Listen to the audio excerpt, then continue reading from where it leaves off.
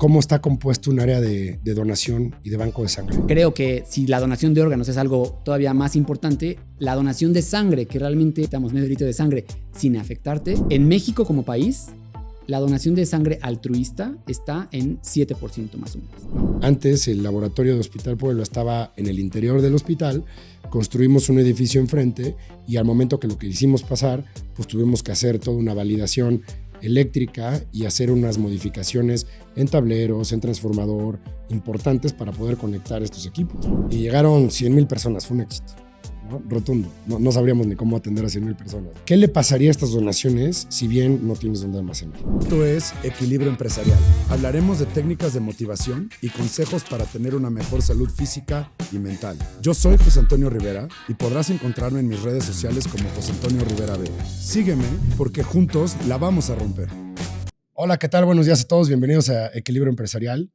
Hoy tenemos un episodio totalmente distinto, un episodio altruista que es necesario que todos pongamos mucha atención. Es acerca del Sistema Nacional de Donación de Sangre. Es en algo que todos estamos inmersos, directa o indirectamente, y que siempre esperamos el no ocuparlo.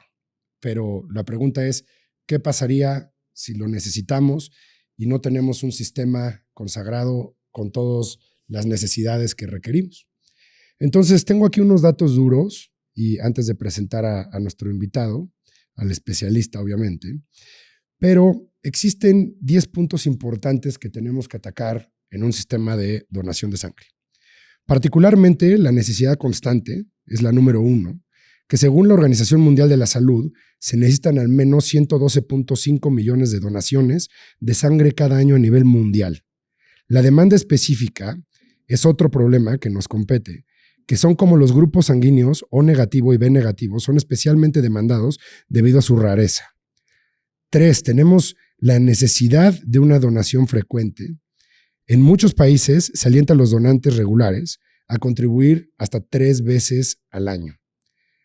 4, tenemos una vida útil de componentes sanguíneos limitada, a los glóbulos rojos de 42 días y a las plaquetas 5 días y en plasma congelado hasta 1 año. 5, la sangre donada en situaciones de emergencia.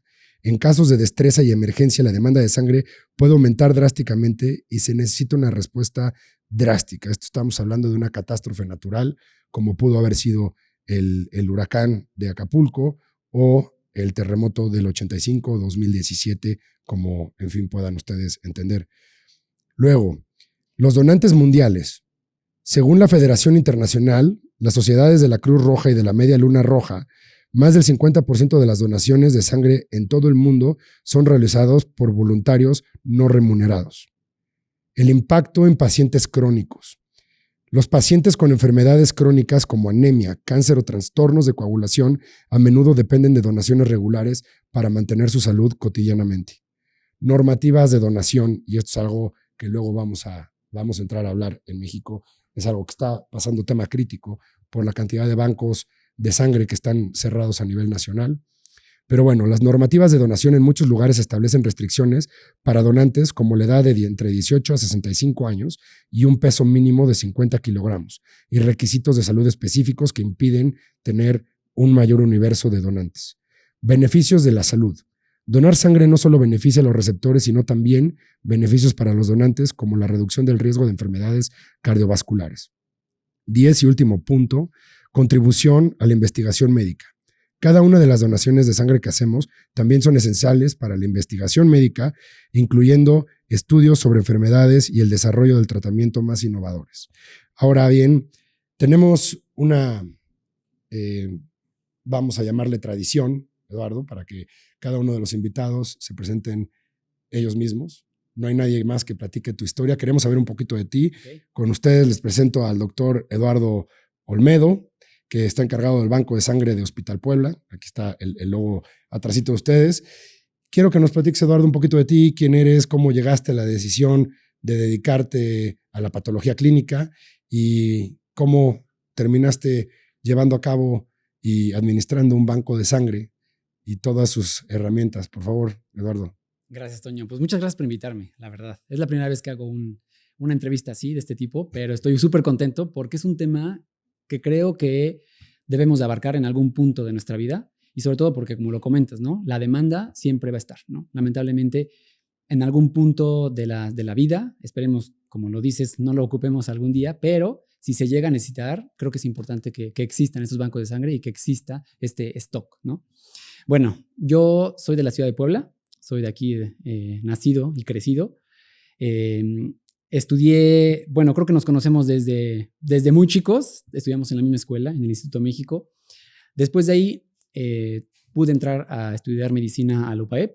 De ahí tuve la oportunidad de irme a Houston a hacer mi internado, un año de internado. Era un convenio que tenía la UPAEP, o no sé si, creo que se lo sigue teniendo, pero básicamente nos mandaban a Houston, principalmente los que queríamos como que quedarnos allá para hacer los steps, hacer la residencia médica de ese lado, ¿no?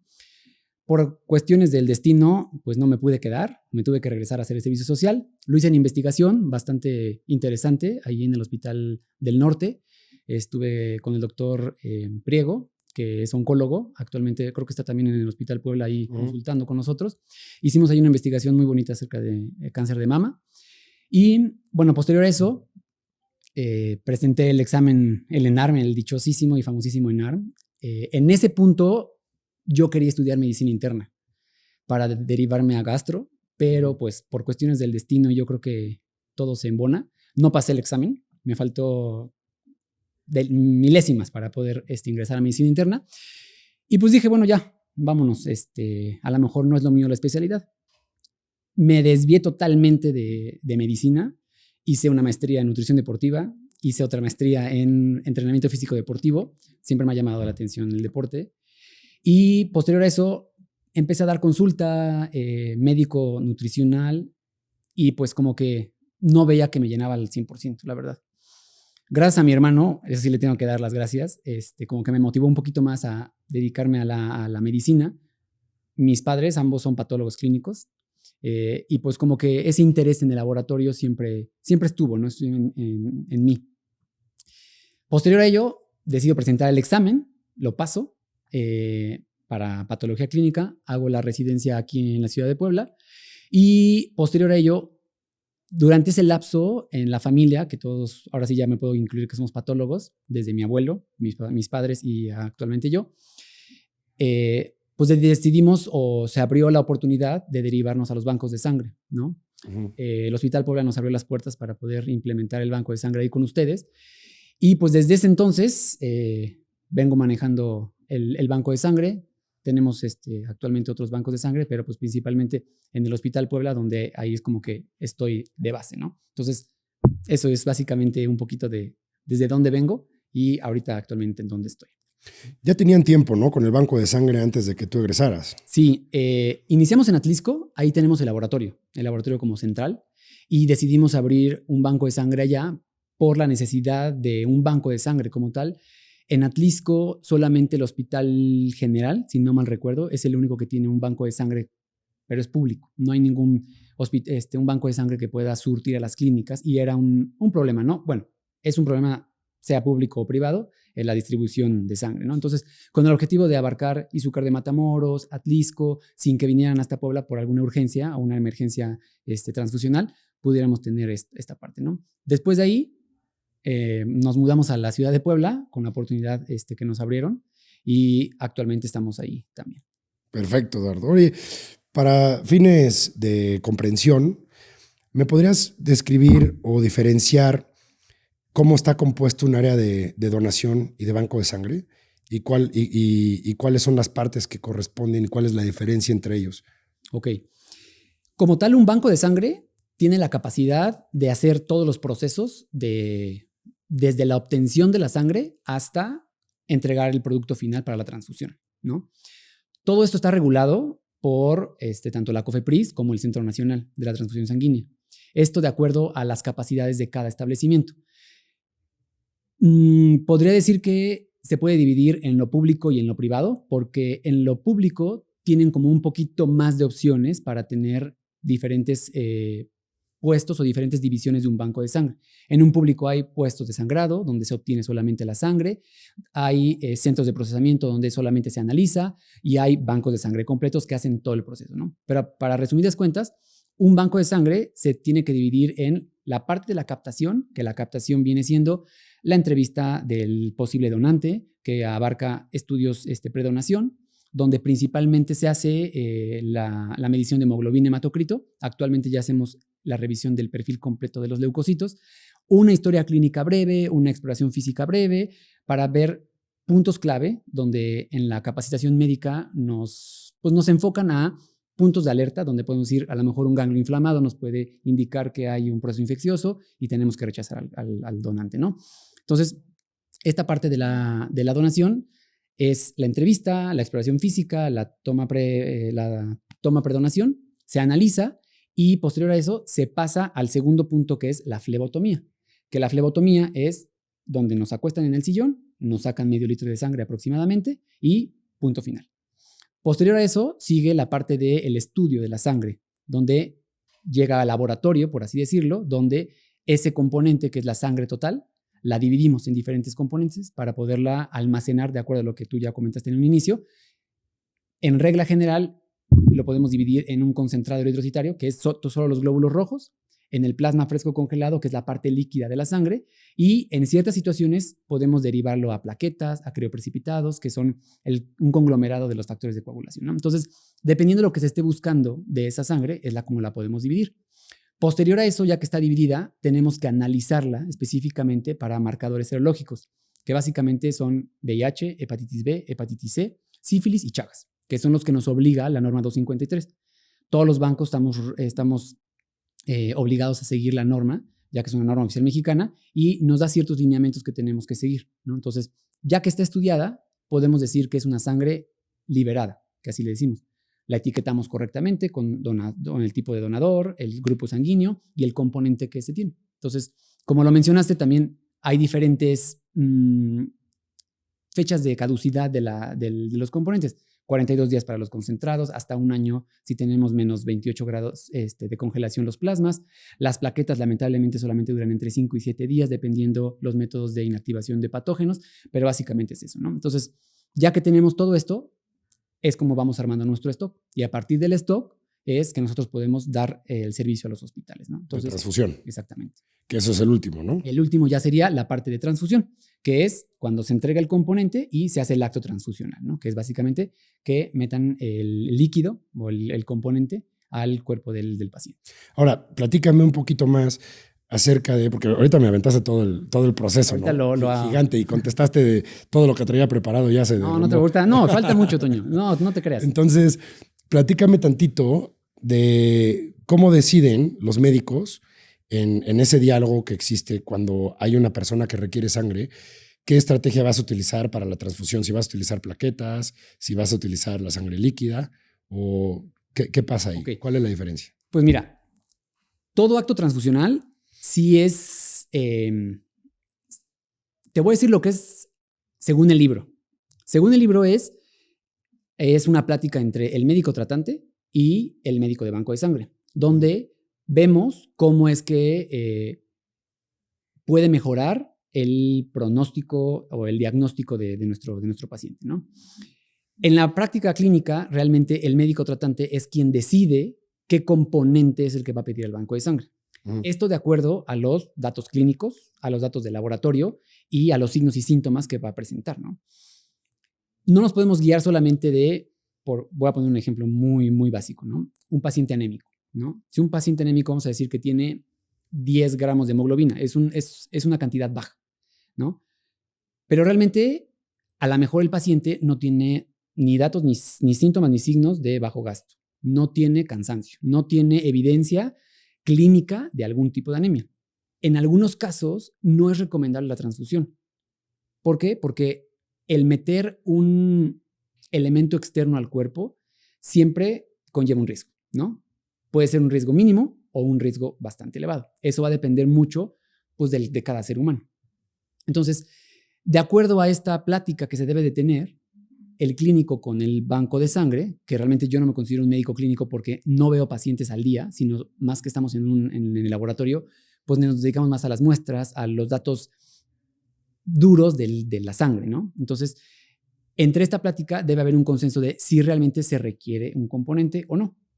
Lo que sucede es, a lo mejor el médico dijo, híjole, ¿sabes qué? Veo que tiene cansancio, a lo mejor ya está un poco pálido, las escleróticas están un poco pálidas o bajas de tono, y decide la transfusión, ¿no? Indica un componente sanguíneo y lo que hace el banco de sangre es, toma una muestra del paciente, verifica el grupo sanguíneo de este paciente y con base en el grupo sanguíneo vemos que tenemos en el stock el componente que está pidiendo el médico y se entrega. Aquí viene la parte de los grupos infrecuentes, ¿no? O sea, cuando tenemos ahí grupos raros, como lo mencionaste, que es cuando empezamos a correr, ¿no? Pero básicamente ese sería como lo ideal, esta plática entre el médico tratante y el médico de banco de sangre, para ver el beneficio mayor y no solamente pues indicar un componente sanguíneo, ¿no? Como decía un profesor, el mejor componente en la transfusión es el que no se transfunde, ¿no? Porque evitamos un riesgo de, pues, clínico de aloinmunización, el riesgo mínimo que existe, pero que existe de que el componente tenga algún patógeno y pueda ser un proceso infeccioso que pues, lamentablemente pueda repercutir en la vida del paciente. Oye, ahora vamos a regresar un poquito al punto principal de todo este tema. ¿Cuál es la importancia de los bancos de sangre en el Sistema Nacional de Salud? O sea, ¿cómo lo dirías? ¿Cuál es la importancia de la donación sanguínea, mejor dicho? Ok. ¿Y cómo impacta en los servicios de salud público y privado? La importancia es, como su nombre lo dice, como un banco, que haya sangre en el banco, ¿no? Que esté el stock, ¿no? Esta reserva que podamos tener todos los bancos para que en cuanto haya una urgencia, digamos, X grupo sanguíneo, aquí está tu componente y listo, ¿no? Esa es como la importancia, porque si no hay sangre, yo no puedo surtir la requisición del médico. Entonces, creo que el punto principal de esto es la donación.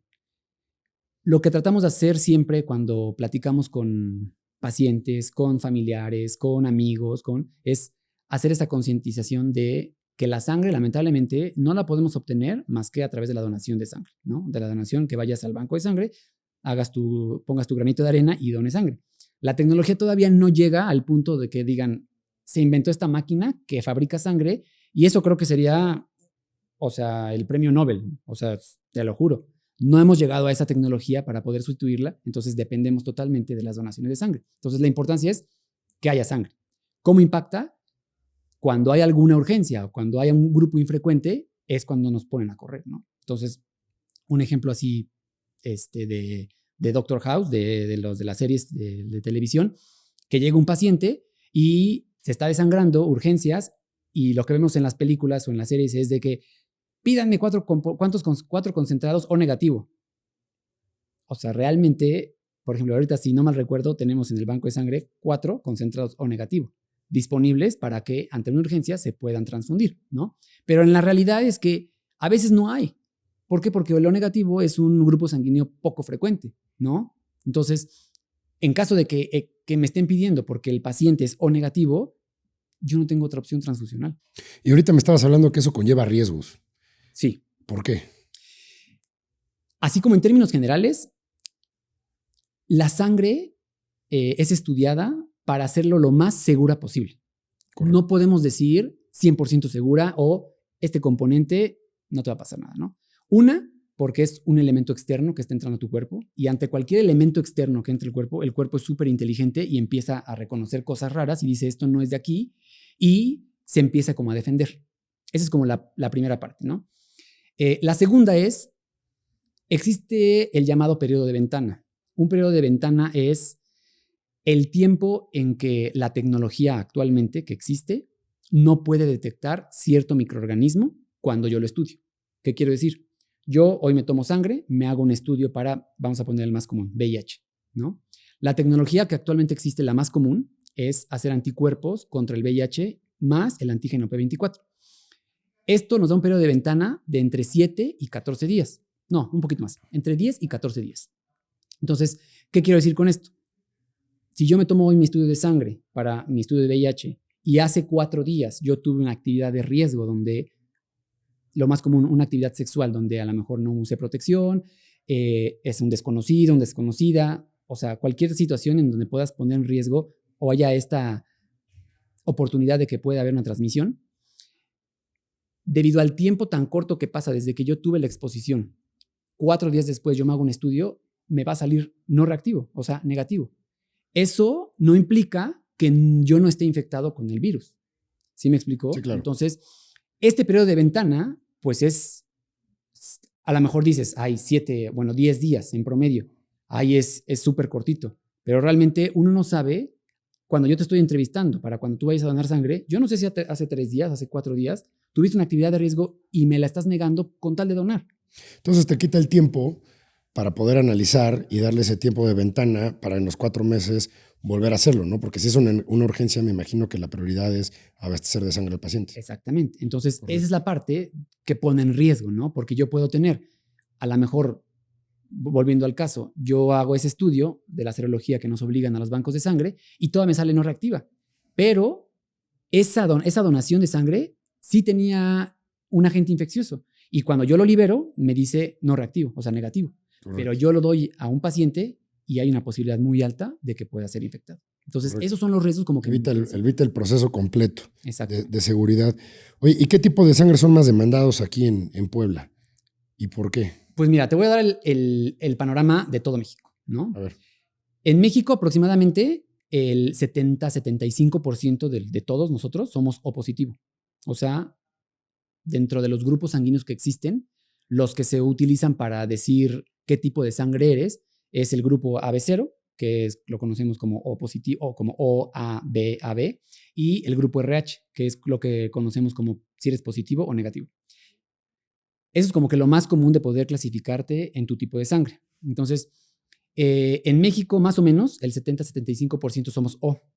De ahí pasamos a los A positivo, donde más o menos el 12-15% son A positivo. De ahí seguimos con el B positivo, que ya baja como un 7%. Luego seguimos con el O negativo, que ese ya está un poquito más abajo, como el 2%. Y ya venimos los grupos súper menos infrecuentes, ¿no? Que vienen siendo todos los RH negativos. El A negativo, el B negativo, y el más poco frecuente es el AB negativo, ¿no? Entonces, esto pues sí es difícil en la práctica diaria porque no es tan fácil poder abastecer un banco con grupos pocos frecuentes, porque si yo te digo que del AB es menos del 1%, realmente poca gente tiene ese grupo. Y si hay una demanda de ese grupo en específico, va a estar difícil, ¿no? Entonces, en Puebla tenemos más o menos esa misma distribución. El más demandado siempre va a ser el O positivo.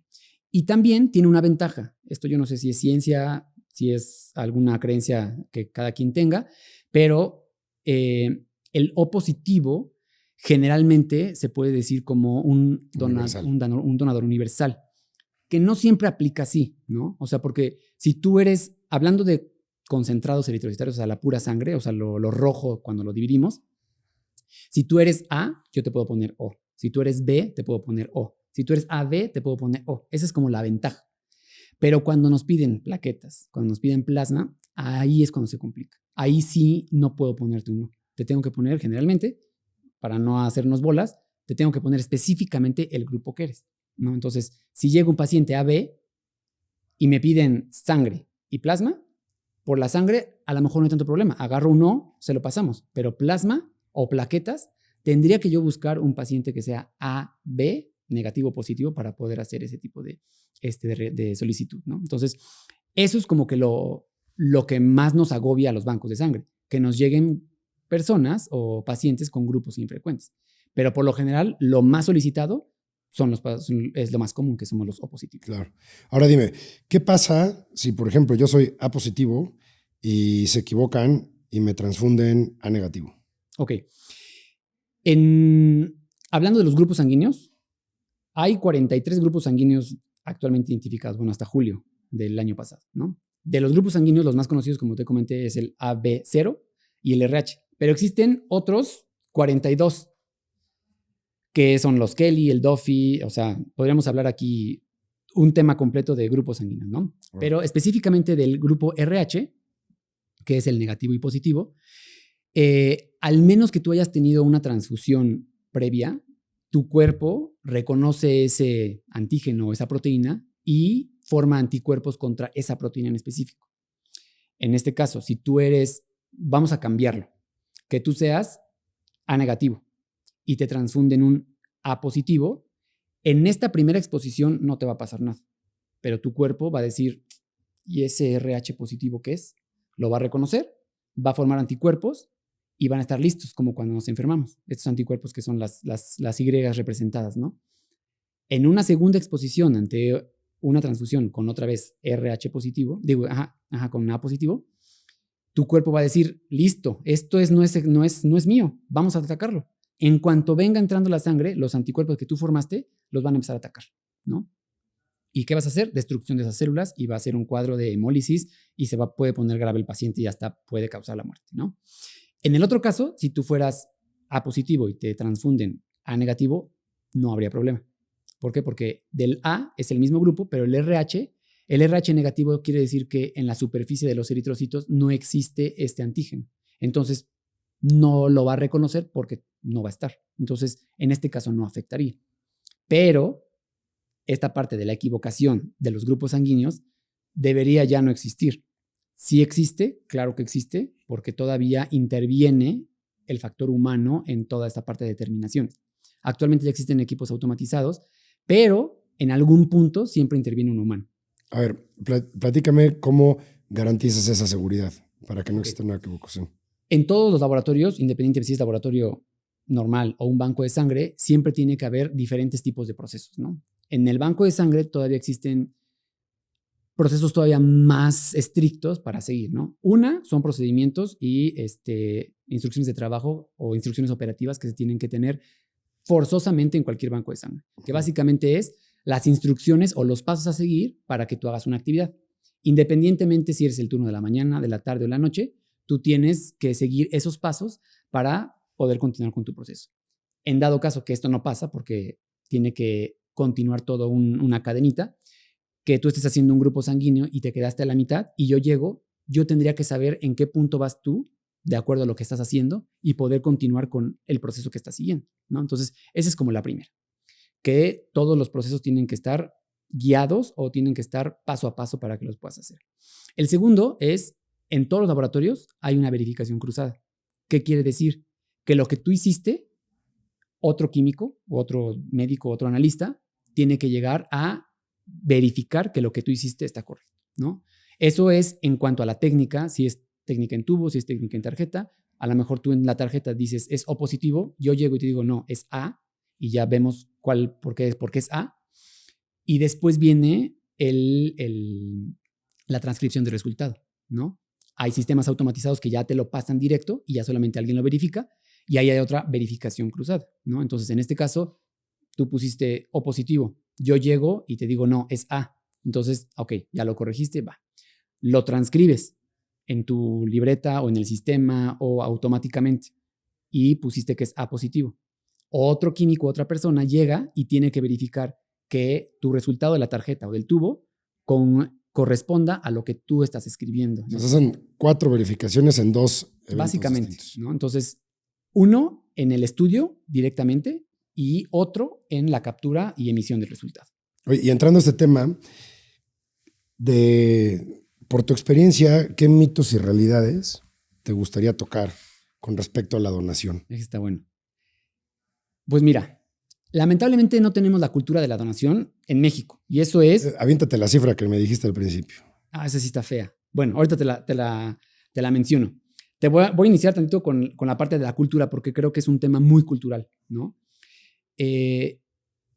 No sé si tú hayas escuchado, que yo creo que sí, y la mayoría de las personas a lo mejor van a decir sí, cierto. Este mito que se tenía de cuando saques tu licencia de conducir, no pongas que eres donador de órganos, porque si te accidentas, la ambulancia no te va a salvar. ¿Lo has escuchado alguna vez? Claro. O sea, es algo que en verdad yo digo, ¿de dónde sacan estas conjeturas las personas? O por tradición, ¿no? También puede ser de familia en familia. Entonces, desde ahí ya es un bloque a no dones o no hagas un acto de caridad. Entonces, si desde ahí tenemos este chip impregnado de no lo hagas porque no te van a salvar, creo que si la donación de órganos es algo todavía más importante, la donación de sangre, que realmente te quitan medio litro de sangre, bueno, te quitamos medio litro de sangre sin afectarte, no lo hace la gente, ¿no? Entonces, esa es como que la primera, el choque cultural, ¿no? Otros mitos que he escuchado es que engordas o que bajas de peso por donación, ¿no? Realmente, pues eso no es cierto. Es indiferente. Es indiferente. Realmente el subir o bajar de peso tiene más que ver con tus hábitos dietéticos, con el ejercicio hormonal. Si bajara de peso lo tendrías lleno, ¿eh? En lugar de No, pero ¿sabes comprar qué? Ozempic, estarían donando sangre y ya estaría todo a dar. ¿Sabes qué? El tema, si hablamos de peso como tal, pues sí bajas de peso, porque la sangre, pues pesa. Medio kilo. A lo mejor un poquito más por la densidad, pero pues realmente, ¿qué tiene que ver? O sea, te vas a pesar y vas a pesar 70 y Pero donas lo generas en la noche. 69 y medio, ¿no? Uh-huh. Entonces realmente, y tomando agua, pues lo vuelves a recuperar, ¿no? Entonces, eso también.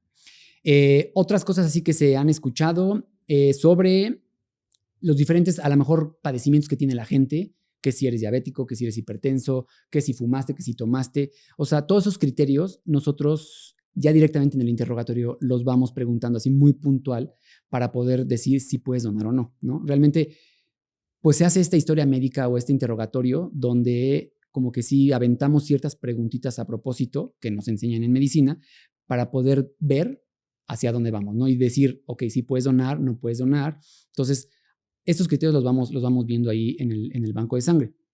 De acuerdo a las cifras, pues mira, cada año el Centro Nacional de la Transfusión Sanguínea, junto con la Secretaría de Salud, hacen un consenso de toda la información que los bancos de sangre estamos obligados a enviar. Esta información, supuestamente, la tenemos que enviar todos los bancos de sangre del país. Y se la enviamos mes con mes puntual, tenemos del 1 al 7 de cada mes para enviar esta información. Esta información es recolectada de acuerdo a las donaciones de sangre, qué hicimos con esa sangre, cuántos fueron reactivos, cuántos no fueron reactivos, qué tipo de donaciones, o sea, toda la información que pudiéramos obtener en el banco de sangre. Y cada año la publican por ahí de julio. Julio del año pasado salió la recopilación del 2022. Entonces, esa dio un porcentaje en México como país. La donación de sangre altruista está en 7% más o menos, ¿no? O sea, de toda la sangre recolectada, solo el 7% es altruista.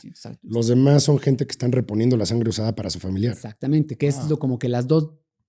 Existen varios tipos de donaciones, pero para englobarlas en general, las vamos a englobar en donaciones altruista o de reposición y familiares. Esto quiere decir que yo me accidento, necesito componentes sanguíneos y el banco de sangre va con mis familiares, les dice la necesidad de la sangre y requieren donaciones de sangre. Entonces, no sé, me pidieron 4 concentrados eritrocitarios, entonces necesito reponer esos 4 concentrados con 4 donadores. Así es como se maneja la mayoría de las donaciones en México. ¿Por qué? Porque no existe esta cultura de la donación. Vamos a poner la comparativa. Más o menos,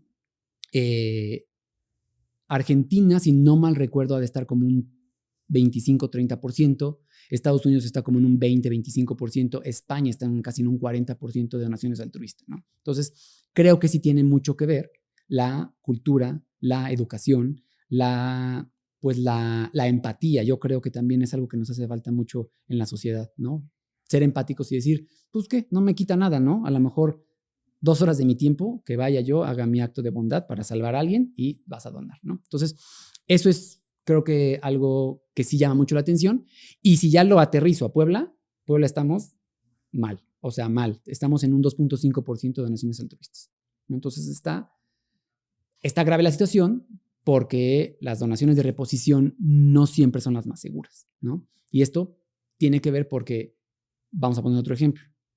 Por alguna situación, yo requiero muchísimos componentes sanguíneos, ¿no? Entonces, mi familia ya donaron todos, pero yo sigo debiendo, por así decirlo, estos donadores de sangre.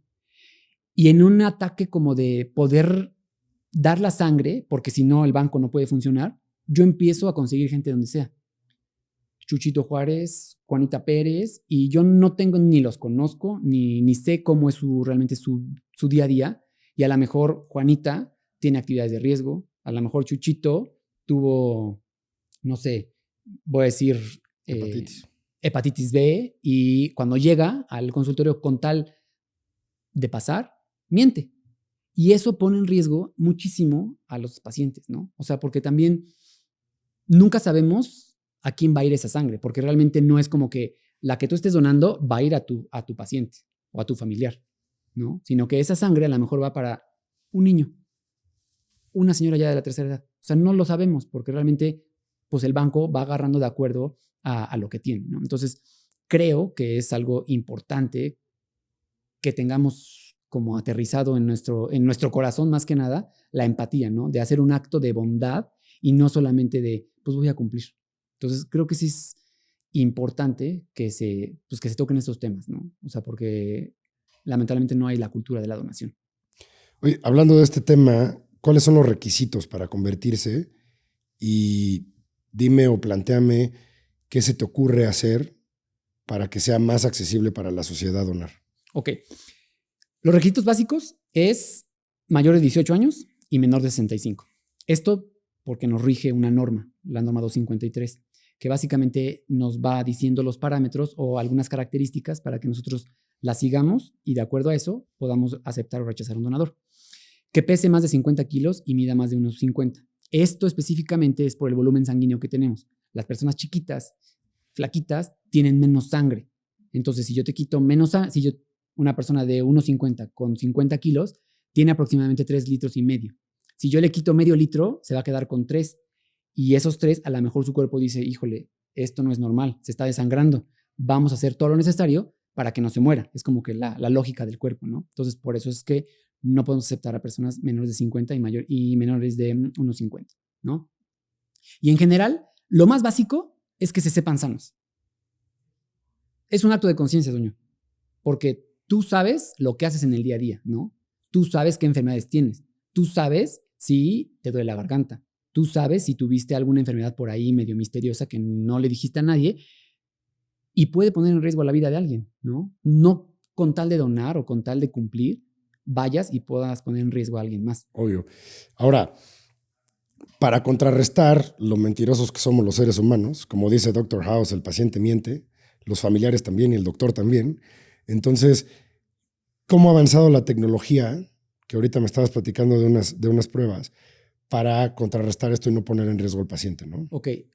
Lo primero es, ahí sí viene siendo mucho el expertise en el primer punto, ¿no? O sea, cuando uno entrevista a alguien en una historia clínica, pues no sé si es la práctica clínica de que nos enseñan durante toda la carrera, durante el internado, el servicio social, que vamos como que captando estas pequeñas palabras clave que nos van diciendo los posibles donantes y irnos por ahí, ¿no? Entonces, hacemos preguntas como un poquito más dirigidas, analizamos realmente desde que entra la persona, analizamos cómo camina, o sea, se escucha muy juzgón, pero realmente vemos la tonalidad de la piel y no tanto como el color, sino la palidez, porque el color de la piel en cuanto a pigmentos nos puede dar muchas pistas, ¿no? Hay personas que llegan muy rojos, ¿no? O sea, rojísimos, y puede ser un problema ya sea de dermatitis o puede ser algún problema de la sangre como tal, policitemia vera, que se llama, que es muchos glóbulos rojos, entonces están súper rojos las personas. A lo mejor una tonalidad amarilla que nos indique algún problema en el hígado. O sea, varias cosillas que como médicos estamos entrenados a ver. Y además las preguntas intencionadas que tenemos que preguntar, ¿no? Entonces, todo esto, pues es el primer punto, ¿no? La estrategia de ir preguntando puntualmente para ir viendo a quién aceptas y a quién no. La segunda es la tecnología que existe, ¿no? Actualmente en los bancos de sangre, o bueno, más bien, en general en el laboratorio clínico, la tecnología ha avanzado hasta cierto punto, pero tampoco que sea 100%, ¿no? En la medicina hay poquitas cosas que son 100%, o sea, contadas casi. En cuanto a la seguridad sanguínea, aquí no podemos decir. Todos los estudios que nos piden a realizar VIH, hepatitis B, hepatitis C, sífilis y chagas, que son los obligatorios, tenemos ese periodo de ventana. Por más la tecnología que haya avanzado, el que va a la punta es VIH, ¿no? Por toda esta pandemia que surgió por ahí de los 1990, 89. Este agente se ha logrado reducir el periodo de ventana hasta aproximadamente 5 días, pero esos son con métodos moleculares, que actualmente los bancos ya a lo mejor nos empiezan a solicitar, que son el famosísimo NAT, que son métodos moleculares para detección específicamente del ARN o el ADN del microorganismo, ¿no? Entonces, la tecnología sí ha avanzado, pero tampoco para que yo te diga, no, ya cualquiera puede donar y no hay riesgo, ¿no? Entonces, una es pues el expertise de las personas que trabajamos ahí en el banco para poder dilucidar quién pasa y quién no, y el otro, la ayuda del laboratorio clínico como tal para que podamos ver si hay alguna reactividad o positividad ante un agente infeccioso, ¿no? Claro. Y aquí es donde viene una comprensión, porque obviamente como administradores de hospital de repente nos dicen, oye, es que te mandé 10 y de esos 10 me retachaste 4 y me siguen moleste y moleste y moleste que tengo que reponer la sangre, pero yo ya los mandé, yo ya cumplí. Y aquí es el tema, ¿no? Es decir, la donación y el sistema de donación de sangre no sabemos dónde vaya a parar. Entonces tenemos que proteger a los individuos que necesitan la sangre, porque de por sí están en un grupo vulnerable donde su seguridad en salud está siendo vulnerada, ¿sí? Porque tienen algún problema de salud, tuvieron algún accidente, tuvieron alguna enfermedad con hemorragias internas, etcétera, lo que sea que sea o que necesiten, algún autoinmune o lo que sea. Y si todavía les metes una sangre contaminada, pues te los pasa a traer. Exactamente. Y yo creo que sí es importante mencionar que estos nuevos estudios de laboratorio que tú tienes, que si bien no son un 100%, sí han evolucionado con el paso del tiempo para garantizar cada vez más la seguridad del paciente. O sea, los pacientes contaminados que tú estás viendo adelante del 2015 o 2010, ¿no? Comparados contra los que recibieron sangre en 1980, no tienen nada que ver. Han disminuido drásticamente todos estos pacientes, ¿no? Sí, exacto. O sea, contaminados por esto y son estas máquinas que tienen ya pruebas muchísimo más sensibles para identificar tanto el RNA en temas moleculares como la positividad de algún otro virus, ¿no? Sí, exacto. O sea, la tecnología sí ha avanzado muchísimo, honestamente. Entonces, a esto se le conoce como metodologías de nueva generación. Por ejemplo, con VIH estamos en metodologías de cuarta generación, claro, ¿no? Entonces, dependiendo el marcador, es la generación que se va actualizando. Esto también depende mucho de las investigaciones científicas, de las marcas, de las casas comerciales que se dedican a la investigación específica y poder detectar, ¿no? O sea, poder crear un equipo o crear un método, una metodología que te diga, yo detecté esta molécula y esta molécula la puedo detectar al segundo día de que tú tuviste una actividad de riesgo, ¿no? Entonces, son cosas que pues tardan años, ¿no? Claro. No es así como que ya todos los bancos lo tengan, pero sí estamos obligados a tener lo mínimo necesario para que pueda funcionar. ¿Cuánto tiempo tarda una prueba de estas? O sea, tomas una muestra, ajá, la metes a la maquinita, ¿no? Rápido, ¿eh? O sea, cualquier muestra, o sea, ahí te va, o sea, ahí que voy a voltear a los laboratorios porque a veces nos tardamos un día en entregarlo, pero realmente el proceso de toma de muestra normal, o sea, te sientas, te hacen tu asepsia y antisepsia, te toman tu tubo, el tubo se centrifuga, se separa entre los componentes sólidos y el líquido, que es el plasma o el suero en este caso, se mete a la máquina lo analiza, así exagerando todo el proceso, 1 hora, ¿no? Dependiendo de la prueba. Pues es que realmente el equipo que se utiliza, la prueba que más se tarda es Chagas y se tarda 11 minutos en procesarla.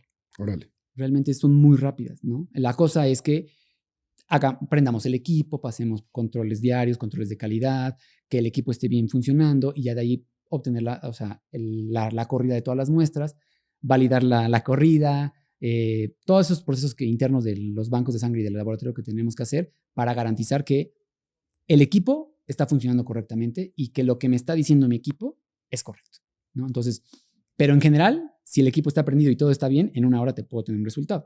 Claro. Entonces, no es así como que los años, como antes. Entre paréntesis, estas pruebas son tan sensibles y la tecnología es tan sensible de estas nuevas máquinas que cuando tú las vas a instalar y las vas a conectar en un edificio, tienes que pasar unas pruebas de calidad energética increíbles, ¿no? Tienes que modificar. Ya lo vivimos porque antes el laboratorio de Hospital Puebla estaba en el interior del hospital, construimos un edificio enfrente y al momento que lo que hicimos pasar, pues tuvimos que hacer toda una validación eléctrica y hacer unas modificaciones en tableros, en transformador, importantes para poder conectar estos equipos, ¿no? Exacto.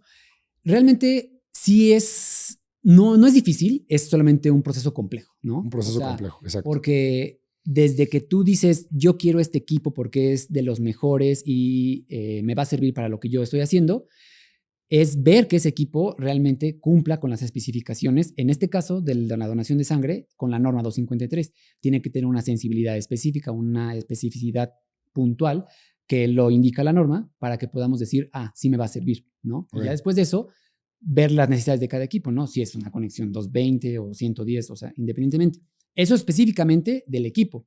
Posterior a eso, como laboratorio, yo estoy obligado a hacer lo que se llama una verificación del equipo, que básicamente es un proceso de 5 días donde analizamos diferentes muestras ya conocidas o ya confirmadas de ciertos marcadores positivos y negativos, y yo los meto al equipo para poner la prueba. Y eso es una obligación que tenemos que hacer todos los laboratorios y todos los bancos de sangre cuando adquirimos un equipo. Ahora, dime otra cosa. Digamos que hacemos una campaña de donación. Okay. Y llegaron 100,000 personas, fue un éxito, ¿no? Rotundo. No sabríamos ni cómo atender a 100,000 personas. ¿No? Pero fue un éxito rotundo, llegaron 100,000 personas. Recolectaste 500,000 litros de sangre. Ahora 500,000, 50,000 litros de sangre. ¿Qué le pasaría a estas donaciones si bien no tienes dónde almacenar? Ok. Te lo voy a poner desde la campaña, para que también abarquemos un tema que ya no te dije. Las campañas de donación altruista es como la manera en que nosotros podemos alentar o motivar a la gente a que vaya a donar. Actualmente tenemos que nosotros, se va a escuchar feo, pero pedirle permiso a las instancias gubernamentales para poder hacerla. Esto, como yo lo creo o yo lo veo así, como para tener un control, ¿no? Porque se puede llegar a malinterpretar de que un hospital privado esté llamando a gente a donar, ¿no? Pero bueno, eso ya es un tema que podemos hablar de otro día, que es bastante cuestionable. Lo segundo es lo que mencionas. Si llega tanta gente, honestamente, así te lo diría, yo no la aceptaría tanta gente. ¿Por qué? Porque esa sangre se va a caducar y la voy a tirar a la basura. No hay forma en que podamos utilizar tanta sangre y de acuerdo a los periodos de almacenamiento, ¿no? Entonces, voy a bajar tu ejemplo a 100. Si me llegan 100 personas en un día a donar, yo creo, de acuerdo a la demanda de Puebla, así ya exagerando, te aceptaría a 50 personas. Y eso para tener un stock enorme en el banco, y otro, literal, yo lo llevaría al CETS, que es el Centro Estatal. Claro. Para que se use. Porque si yo te digo, ay, sí, échame los 100, y yo ahorita los sangro y los tenemos ahí en mi stock, imposible. No. Por eso lo pregunto. ¿No? O sea, lo llevas al centro, ¿no? De transfusión estatal y lo resguardan. Estaría bueno saber la capacidad instalada que tienen. Realmente, si yo llegara a tener muchas unidades, o sea, muchos componentes sanguíneos, y los llevo al CETS, el CETS los tendría que utilizar para la población pública, o sea, para los hospitales públicos. No es como que me los vaya a guardar y luego los puedo usar, sino que es como sería una donación para... Pero es el sistema. ¿Y existe un intercambio entre los centros? Existe un intercambio, pero sí está un poco no regulado, te voy a decir. Como tal, las instancias gubernamentales o las instancias públicas, es difícil que nos den sangre a los hospitales privados. Esto por la cuestión económica, por la cuestión de malos entendidos o que se pueda malinterpretar, ¿no? ¿Por qué? Porque obviamente el CETS trabaja bajo recursos públicos y a lo mejor yo digo, ellos tienen 100 unidades, yo no tengo, y pues les pido sangre, ¿no? Y yo voy captando y como tal, pues van a decir en algún punto, oye, ¿y tú cuándo vas a captar sangre? Yo te estoy dando, a mí me está costando el Estado y tú como hospital privado o clínica privada tienes una remuneración. Entonces, en esa parte es un poco más difícil. Se llega a dar el caso cuando hay una urgencia de, oiga, tengo un paciente O negativo y no tengo sangre. Ahí sí voy con el CETS y le pido apoyo, o con algún hospital, ¿no? En caso de los hospitales públicos. Con los hospitales privados y los bancos de sangre privados, sí existe este intercambio, esta posibilidad de que yo como banco, a ti banco X, diga, ¿tienes sangre B? Sí, tengo B, échame la mano y ya después te la repongo. O tú necesitas algo, tú me das plasma, yo te doy concentrado, y existe este tipo de cambio para que podamos abastecer los bancos, ¿no? Lo ideal es que se comunicaran todos los bancos que existen, porque no es mentira y no es así como que que nadie lo sepa, pero realmente hay mucha sangre que se tira. Llega a su límite de la caducidad y pues lamentablemente se tiene que tirar, porque no la puedo usar para nadie más porque ya no sirve. Entonces, esta parte de la comunicación entre los bancos de sangre debería estar más puntual y tener, no sé, una red donde podamos decir, oigan, tengo esto que está próximo a caducar en 10 días, ¿alguien lo puede utilizar? Te lo mando. Pero no existe. La verdad, lo hacemos, pero internamente. O sea, yo tengo el número de doctores o médicos de otros bancos de sangre. Oiga, doc, oiga, químico, ¿tiene alguna una plaqueta, una féresis de este grupo? Sí, no, yo tengo una, te la cambio. Y es lo que hacemos. Con los hospitales públicos no lo hacemos tanto por esta parte de que se pueda malinterpretar. Ok, súper. Oye, y en situaciones de crisis, ¿cómo funcionaría esto? O sea, un desastre natural o una pandemia como la que vimos. Exacto. Justamente fue un tema bastante complicado, la verdad, no lo voy a negar, porque en el ejemplo de la pandemia del COVID, pues hubo situaciones donde pues, los pacientes no podían ya respirar. Entonces tenemos estas máquinas que es el ECMO, donde literalmente la máquina respira y late el corazón por el paciente, ¿no? El tema es que esas máquinas necesitan muchísimos componentes, concentrados, eritrocitarios, plasmas y plaquetas. ¿Por qué? Porque es lo que tenemos en la sangre, ¿no? Básicamente. Entonces, ante la gran demanda, pues hubo un punto donde ya los bancos de sangre decían, es que ¿de dónde voy a sacar? Lo único que llegamos a hacer es pedir apoyos ahora sí al centro estatal, a hospitales públicos, porque es donde hay como que más captación de donadores. Pero en general, pues se llama al público en general para poder donar. O sea, es cuando se hacen como campañas ya más públicas, pero no hay una regulación como tal para yo poder hacer una campaña. O sea, yo como tal no puedo hacer un spot televisivo y decir, vengan a donar al Hospital Puebla, donación altruista, porque se podría malinterpretar en esta parte del servicio privado, ¿no? Entonces, es lo que falta, como esta regularización entre lo público y lo privado y hasta qué punto yo puedo decir, necesito una campaña de donación, pero tampoco que se pueda malinterpretar, ¿no? Entonces, la verdad, las reglas del juego no están bien claras, pero se tiene que hacer. Y ante las urgencias, pues nos apoyamos entre todos, honestamente. Y acudimos a los familiares para decir, necesitamos consanguíneos, necesitamos que vengan a donar. Si no vienen a donar, yo no voy a tener la posibilidad de poderle dar todavía componentes a su familiar. Entonces, se escucha horrible, pero es como esta parte de que, es que en verdad, si no donas, ya no tengo sangre. Y no le voy a poder dar sangre de lo que me está solicitando su médico. Y es como que esta parte horrible, porque es horrible que te digan, es que si no donas ya no hay sangre, y si no hay sangre, puede morir tu familiar. Entonces, cuando la gente se empieza a mover y empieza a llamar a personas para que vayan a donar, que me regreso al punto inicial. Esto conlleva un riesgo porque puedes llamar a N cantidad de personas y no sabes su historial, no sabes sus actividades. Entonces, es esta parte como el riesgo que existe para la transfusión sanguínea, ¿no? Claro. Lo ideal sería que tuviéramos esta cultura de donación, ¿no? Que existieran organizaciones que sí existen, por ejemplo, DAP, que es Donadores Altruistas de Puebla, que es una organización que tiene un registro de donadores altruistas y cuando se necesitan grupos infrecuentes o algún apoyo, ellos pues mandan a sus donadores a los diferentes bancos, ¿no? Pero realmente no es muy grande, o sea, sí es unas personas limitadas. Entonces, ¿qué es lo que nos queda? Pues concientizar. O sea, y te lo juro, Toño, es bien difícil hacerles, o sea, ser empático, hacerles conciencia. Por más que les queramos explicar el proceso de la donación y cómo se obtiene, a veces es como de... Y más en hospitales privados, que claro. Soy honesto. O sea, porque al ingresar a un hospital privado, pues al final del día tienes una cuenta que pagar, ¿no? Y ahí viene un concepto de cobro de sangre. Pero el concepto del cobro de sangre es por los estudios que se le hacen. Como tal, la sangre no se puede cobrar. Eso es ilegal desde el 80 y tantos, ¿no? Entonces, es la concientización de qué debemos hacer. ¿Qué es lo que hacen los hospitales públicos?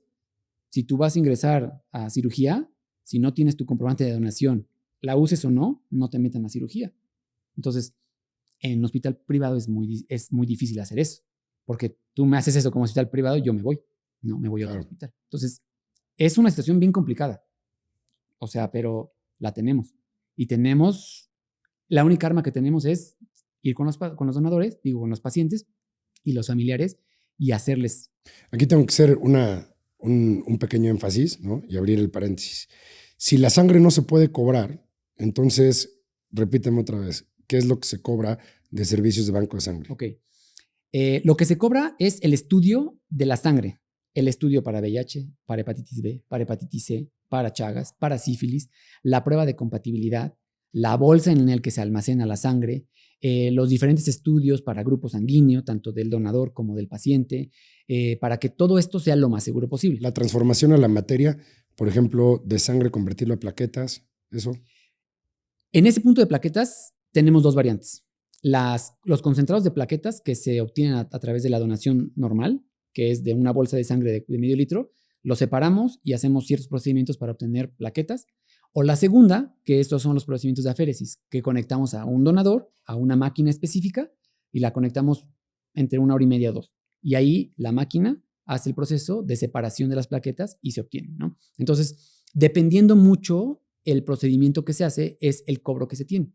Pero como tal, el líquido, el líquido vital, no se cobra, sino es todo lo que lleva el proceso de obtener un componente lo más seguro posible, ¿no? Entonces, ese es como que lo que hacemos énfasis cuando vamos a platicar con los familiares, porque evidentemente tú ves en tu estado de cuenta y dices, concentrado depositario X cantidad, y dices, ¿cómo?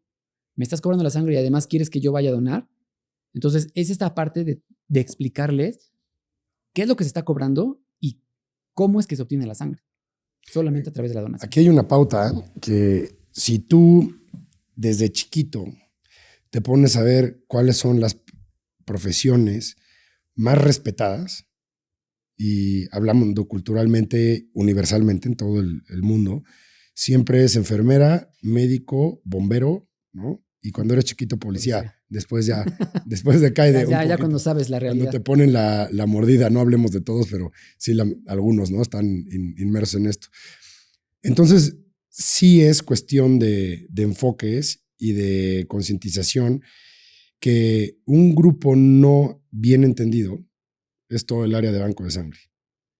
O sea, en pocas palabras, la gente que trabaja en un banco de sangre no se les está comprendiendo lo complejo que es la posición en la que están.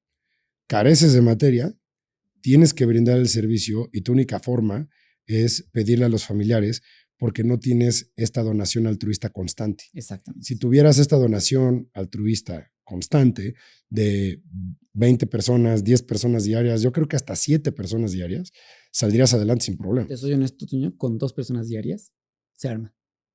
Te lo juro. O sea, porque si hablamos de todos los bancos de sangre, con eso sería suficiente, ¿no? Oye, es increíble. Me ha tocado ver a pacientes que personal del hospital va a donarles, ¿no? En ciertos casos donde se encariñan con el paciente, con los familiares. Y pues obviamente las enfermeras, los doctores traen esta responsabilidad encima de ellos que dicen, pues vamos a donar. Pero bueno, esa es otra historia.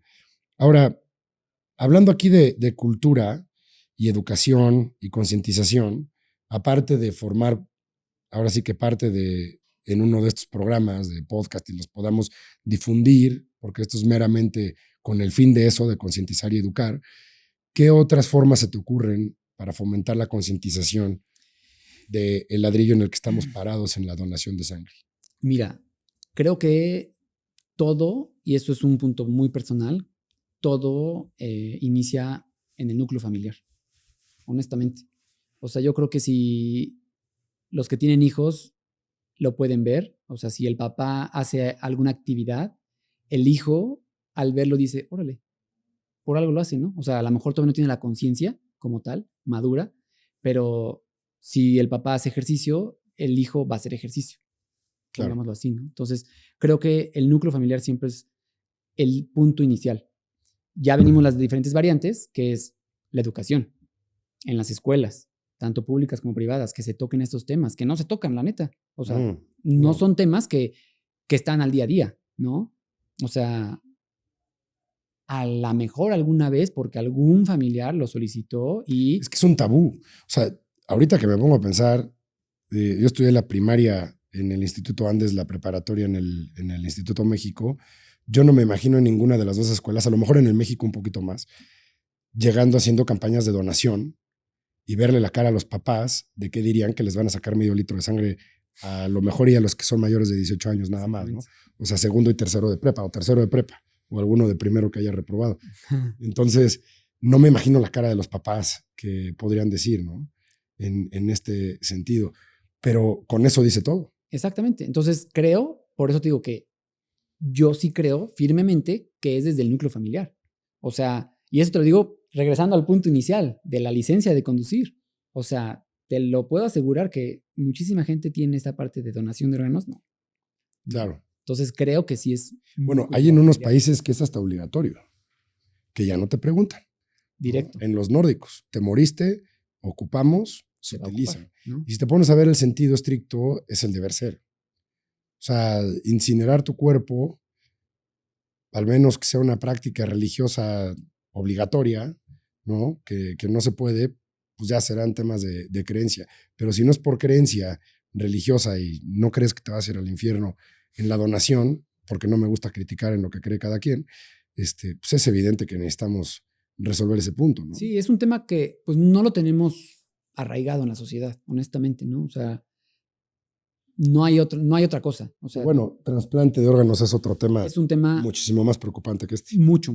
O sea, porque realmente no hay. O sea, ustedes ven las listas, bueno, no creo que ni existe la lista, o a lo mejor ya, pero no hay una lista de donantes de órganos. Lo que pasa es que, lamentablemente, y esto es algo que ojalá y sí lo escuchen, las normatividades y la gente que las aplica está regularizando demasiado la burocracia para poder tramitar estas licencias. Entonces, ni los hospitales públicos ni los privados están pudiendo tener bancos de sangre autorizados y licencias de trasplante autorizados. Exactamente. ¿Sí? O sea, hay un rezago en estas licencias de más de 3 años para la aprobación. Entonces, si alguien metió ayer sus papeles, va a estar 3 años en la cola. Inclusive en el Consorcio Mexicano de Hospitales al cual pertenecíamos, cuando formábamos parte el año pasado, había alrededor de 15 bancos de sangre de 42 hospitales, 15 los tenían clausurados. ¿Por qué? Por nada. ¿Sí? Por alguna letra que les faltó en el proceso. No era temas de regulación, vamos a llamarle realmente necesario, ¿no? O indispensable. Eran temas X o Y, que la coladera no estaba en el lugar, etcétera, y bloquean un tema de seguridad estatal, social, ¿no? Que se requiere. Ahora, atacando un punto, si la gente que nos escucha dice, voy a donar, ¿importa dónde vayan a donar? ¿Sector público o privado? O sea, ¿cómo les podrías aclarar un poquito para que tomen su decisión?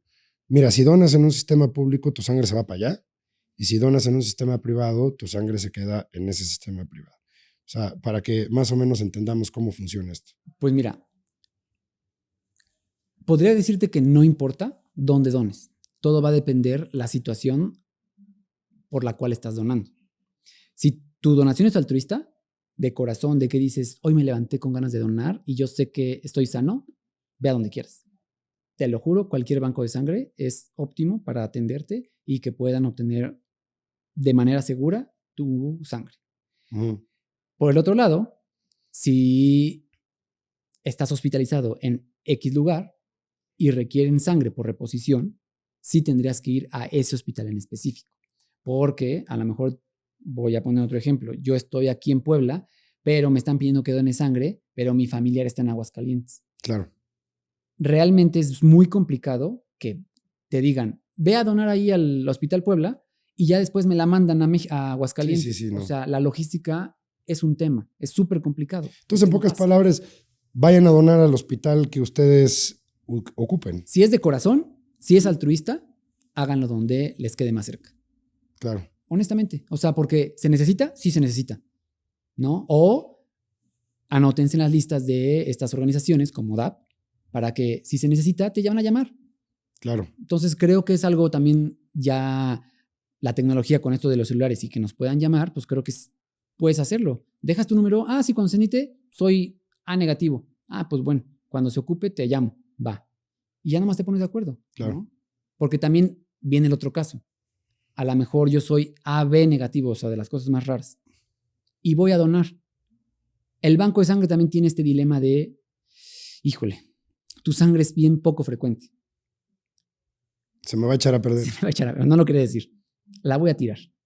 Si la capto ahorita, la puedo captar con muchísimo gusto y te lo agradezco de corazón que hayas venido, pero es poco probable que yo la vaya a utilizar. Prefiero anotarte en mi lista interna, que yo tengo una lista en el Banco de Sangre del Hospital Puebla, una lista de donadores con ciertos grupos sanguíneos. O sea, en pocas palabras, hay que decirlo como es. O sea, estas personas que tienen tanto el problema como el beneficio de tener la sangre más rara, por así llamarle, pues la deben de proteger para realmente donarla cuando se ocupa. O sea, ellos deberían de estar dados de alta en instituciones como el DAP, ¿no? Exacto. En este sistema de salud, Toño, sí. Uh-huh. Porque no tenemos un stock enorme de sangres poco frecuentes. Claro. A lo mejor en un sistema de España. O en tu ¿no? sistema público vale la pena que dones porque ahí la necesidad de sangre es mucho mayor. A lo mejor, pero por la baja frecuencia, a lo mejor también no se utiliza, ¿no? Entonces es como que este balance entre que sí puedo donar, pero también se puede echar a perder, mejor llámame. Sangres comerciales hay que donar 3 veces al año cuando queramos. Exactamente. Y las sangres complicadas 3 veces al año, pero hay que esperar a que nos llamen. Exactamente, o sea, que estemos dentro de una lista o que en una lista que nos puedan contactar y hacer este acto de bondad, ¿no? Porque... Fíjate qué curioso, cuando empecé el programa, por llamarlo así este episodio, y estaba leyendo los datos más relevantes pues del sistema de donación de sangre a nivel mundial, el punto 7, hablamos, o el 4, no me acuerdo cuál, era efectivamente la duración de estos temas, ¿no? De estos productos sanguíneos. Y nunca me imaginé que iba a ser literalmente lo más crítico. Sí, o sea, el que más dura es el concentrado eritrocitario, ¿no? 42 días. Pero, por ejemplo, las plaquetas, eso es como que lo más crítico porque dura 5 días. ¿Y tú ves a un paciente AB cada cuándo? No, rarísimo. O sea, honestamente, en el hospital, desde que yo entré, ninguno. Ninguno. No. ¿Llevas que 1 año y medio? 2. 2 años. ¿No? Entonces, realmente es poco frecuente. Pero de ahí otros grupos, claro que sí. Por ejemplo, tenemos... Y esto, ¿existe una plataforma donde avises a los demás bancos de sangre, oigan, ¿me vinieron a donar esto? No. Pues hay que crearla. Eso es... Ahí te va. Pero todo está como pseudo regulado porque Claro. sí tenemos que avisar, ¿no? En el centro. Uh-huh. Y es una cosa de, como dices, burocracia. A ver si nos dejan, ¿no? Entonces realmente es algo más interno. Yo tengo mi stock y voy preguntando. Hospital X, ¿tienes este tipo de sangre? No. Hospital Y, ¿tienes este tipo de sangre? Sí. Échame la mano, tengo un paciente crítico. Va, te la mando. ¿Necesitas algo? No. Cuando necesite te llamo. Y así es como vamos jugando, por así decirlo, con la sangre, para que no se nos caduque. Claro. ¿No? Pero debería de existir, claro que debería existir. Debería existir un sistema nacional donde todos tengamos el mismo software para poder ahí ingresar nuestros datos y decir, pues aquí hay una sangre rarísima, vamos a echarle una llamada a Yucatán y ver la forma en que se pueda Y transportar. lo volamos, ya me ha pasado. ¿No? Entonces, no existe, evidentemente, Uh-huh. ¿no? Pero debería. Al revés. Claro que debería existir. Tuvimos que volar un paciente a Yucatán. Bueno, un familiar de un paciente que estaba con nosotros, que nos escuchó platicar sobre un caso que nos estaban hablando de un hospital de Yucatán, y voló el paciente. Ahora sí que el hospital de Yucatán lo mandó a traer para donar sangre a un pacientito que tenían ellos allá. Entonces sí es un tema crítico. Es complicado. Pues Eduardo, muchísimas gracias. Llegamos al final del programa con 69 minutos. ¿Hay algo que quisieras agregar? Pues nada más, pues hacer conciencia, ¿no? Realmente hay que ser empáticos. Creo que Claro. nos hace falta ser empáticos en esta sociedad. Realmente la donación de sangre es un acto muy bonito, es un acto de amor, donde podemos salvar vidas. Dejémoslo así, ¿no? Claro. Que yo, en verdad, ojalá podamos tener un sistema de salud mejor, donde no haya esta corredera por componentes sanguíneos. Entonces, Claro. lo que les puedo decir es que los invitamos en el hospital que ustedes quieran, el que les quede más cerca, por lo menos una vez al año, hagan este acto de bondad y donen sangre. Claro. Pues bueno, ya escucharon. Muchísimas gracias a todos los que llegaron hasta el final y nos estamos viendo pronto en el siguiente episodio.